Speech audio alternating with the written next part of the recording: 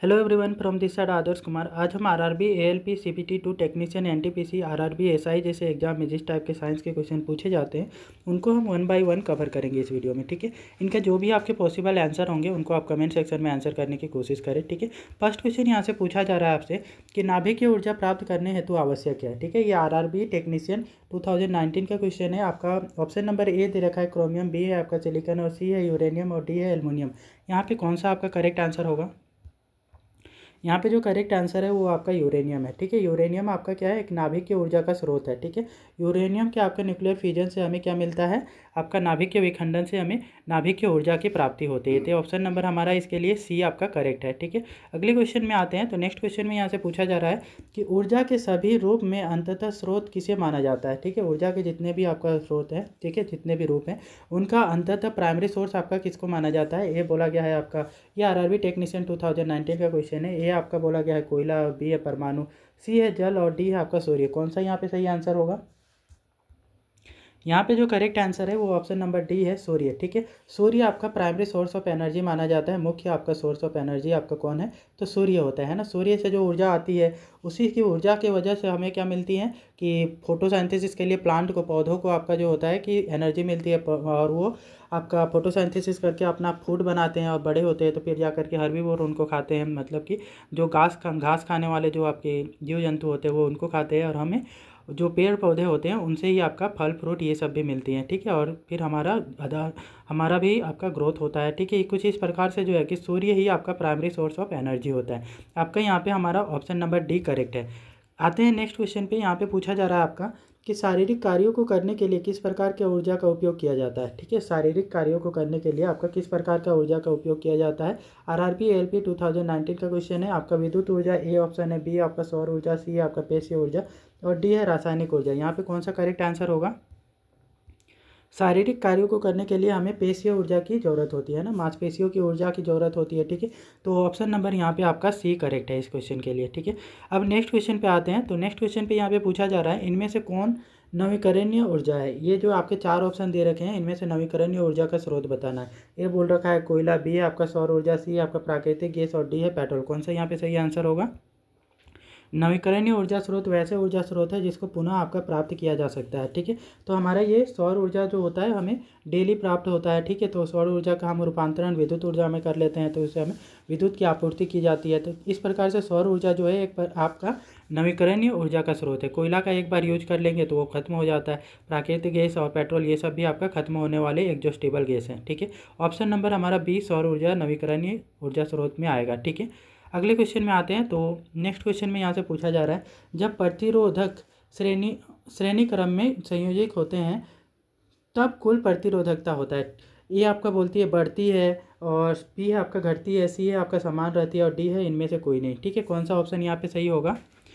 यहाँ पे बोला गया है जब प्रतिरोध जितने भी हैं सारे प्रतिरोध को आप किस में जोड़ रहे हैं, आपका श्रेणी क्रम में। ठीक है, श्रेणी क्रम में जोड़ते हैं तो आपका प्रतिरोधकता क्या होता है, बढ़ता है। ठीक है, ऑप्शन नंबर ए हमारा करेक्ट होगा, क्योंकि आपका श्रेणी क्रम के लिए क्या फॉर्मूला होता है, इक्विवेलेंट रेजिस्टेंस जो होता है श्रेणी क्रम का वो आपका R1 + R2 + R3 ये होता है। ठीक है, जितने भी रजिस्टेंस है सबको हम क्या करते हैं, सीक्वेंस में ऐसे जोड़ते हैं। तो पहला का मान लो कि 1 ओम है, दूसरे का भी 1 ओम है और तीसरे का भी 1 ओम है, तो इस तरीके से आपका टोटल कितना हो जाएगा, 3 ओम। मतलब कि आपका प्रतिरोधकता इस क्रम में आपका बढ़ती है। ठीक है, यही हमारा जो होता है कि पार्श्व क्रम में होता आपका पैरेलल कनेक्शन होता। ठीक है, तो उस कंडीशन में जो प्रतिरोधकता होती है वो घटती है, क्योंकि उसका जो फॉर्मूला होता है वो क्या होता है, इन्वर्स में होता है ना।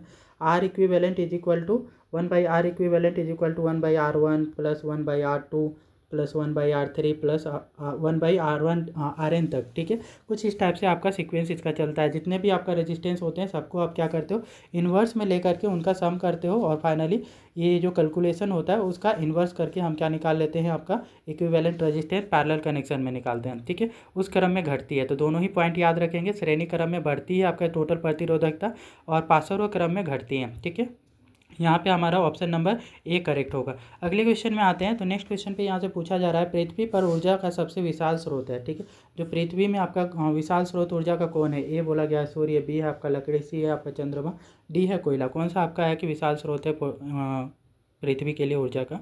तो हमारा ऑप्शन नंबर ए करेक्ट होगा, है ना। अभी डिस्कस किए हुए थे जस्ट फर्स्ट वाले क्वेश्चन में, ठीक है, कि सूर्य जो है, सूर्य से हमारा प्राइमरी सोर्स ऑफ एनर्जी किसको माना जाता है, अर्थ के लिए, पृथ्वी के लिए प्राइमरी सोर्स ऑफ एनर्जी सूर्य को माना जाता है। सूर्य की किरणें नहीं आएंगी ना पृथ्वी में, तो पृथ्वी में आपका जितने भी आपका पानी के स्रोत हैं सब चीज़ आपका जम जाएगा, ठीक है। तो क्यों जम जाएगा, क्योंकि जो एनर्जी मिलती है सूर्य से उसी की वजह से जो है कि हमारा अर्थ का, पृथ्वी का जो टेम्परेचर है वो मेंटेन रहता है, ठीक है। तो इस वजह से यहाँ पे जीवन संभव होता है, ठीक है। तो प्राइमरी सोर्स ऑफ एनर्जी हमारा सूर्य है, ठीक है। अगले क्वेश्चन में आते हैं। तो नेक्स्ट क्वेश्चन में पूछा गया है मैक्सवेल किसकी इकाई है, ठीक है। यहाँ पे आपका मैक्सवेल किसकी इकाई है वो बताना है आपको। ए बोला गया है चुंबकत्व की तीव्रता, और बी है अभेद्यता, और सी है आपका चुंबकीय प्रवाह, और डी है आपका चुंबकीय संवेदनशीलता। कौन सा यहाँ पे सही आंसर होगा?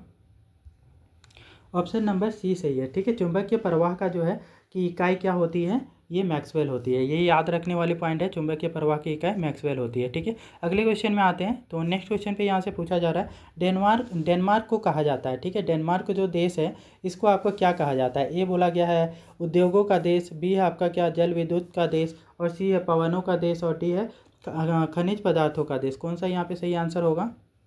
डेनमार्क को कौन सा देश कहा जाता है? तो पवनों का देश कहा जाता है, ठीक है। इसमें आपका जो हवाएं होती हैं वो बहुत तीव्र गति में चलती हैं। आपका ये हवाओं का यूज करके डेनमार्क जो है बहुत सारा इलेक्ट्रिसिटी भी प्रोड्यूस करता है, ठीक है।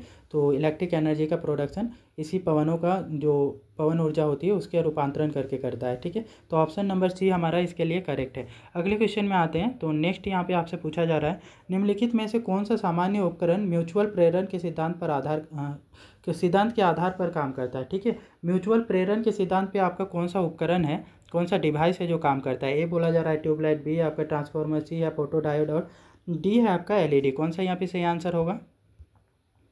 ऑप्शन नंबर बी सही होगा, ठीक है। हमारा ट्रांसफार्मर जो होता है वो म्यूचुअल प्रेरण के सिद्धांत पर कार्य करता है, ठीक है।